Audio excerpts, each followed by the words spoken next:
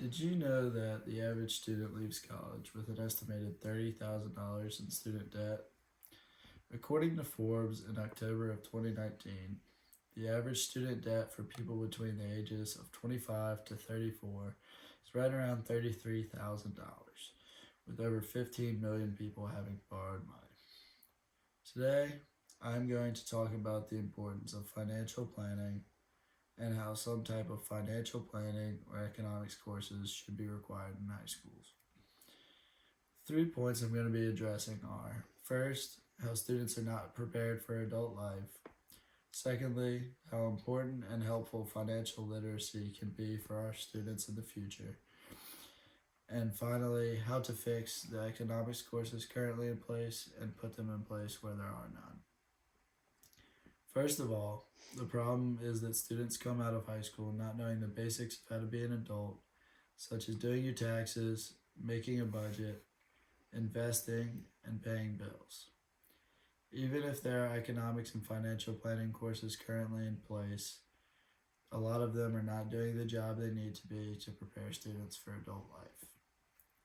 According to the Council for Economic Education in February 2020, only 21 states require high school students to take a course in personal finance, and only 25 states require a course in economics. This is something that can cause what is called a lack of financial literacy in our population. This can be considered the root of what causes much of the debt and economical problems that we see in people in the United States today. In a survey done by Northwestern Mutual in March 2018, average personal debt in the U.S. is up to $38,000.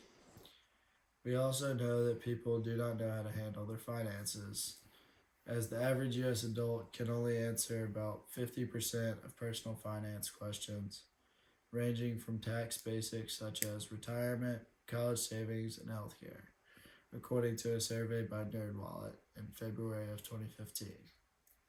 Another thing students should learn is how to plan for moving out of their parents' or guardians' place, as this is just another example of things that someone should know how to do by the time they graduate college and are trying to figure out what they're going to do for the rest of their lives.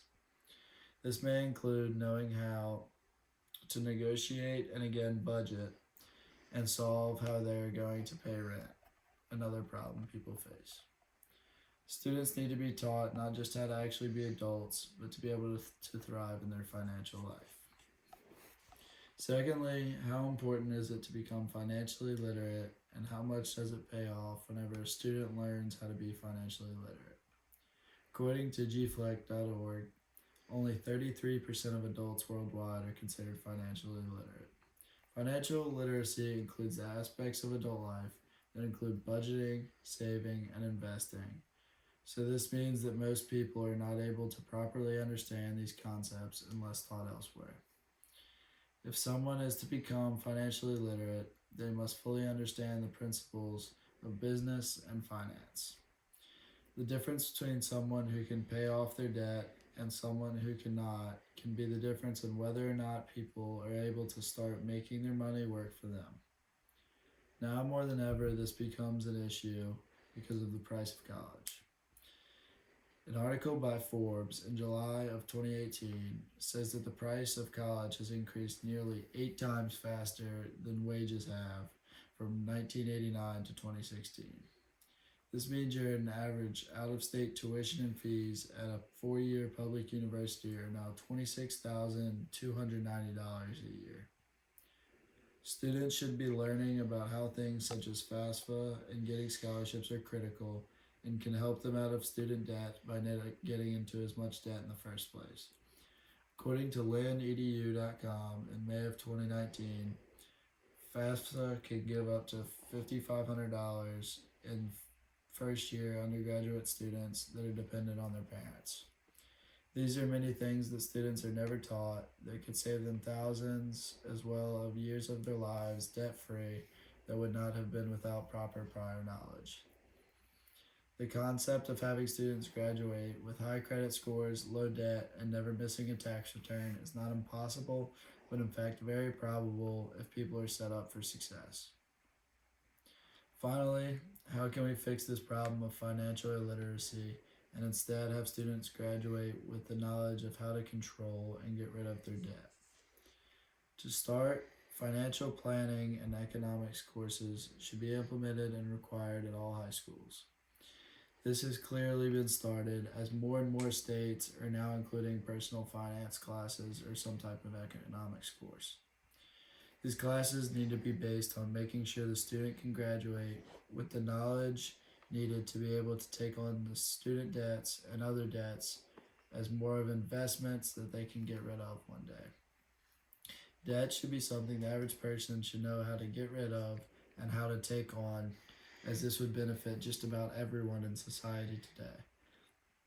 People should also be taught how to pay their taxes, file a return, invest their money, and become financially stable enough to retire at a decent age. Men are currently retiring at around age 65 and women at around age 63, according to thebalance.com with a December 2019 article. This is not the case for the future unless something changes, as a Gallup survey stated by the same article reports that for people currently aged 18 and 29 will actually retire around age 66. This problem will require much action, as national requirements for a high school curriculum must include a financial planning and/or economics type of course. This course will have to include enough of a curriculum to where students are prepared not only do their taxes, but to have the knowledge to get started with investing and preparing for retirement. Every student should be financially literate enough to know how to get on the right path towards success and debt-free life.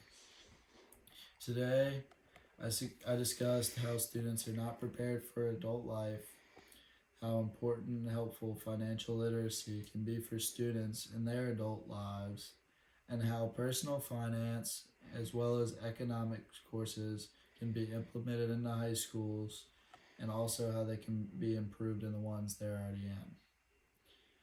Students have so much potential to contribute to not only the economy, but in society as well. They should be prepared to handle not only debt, but all important tasks many will face as adults.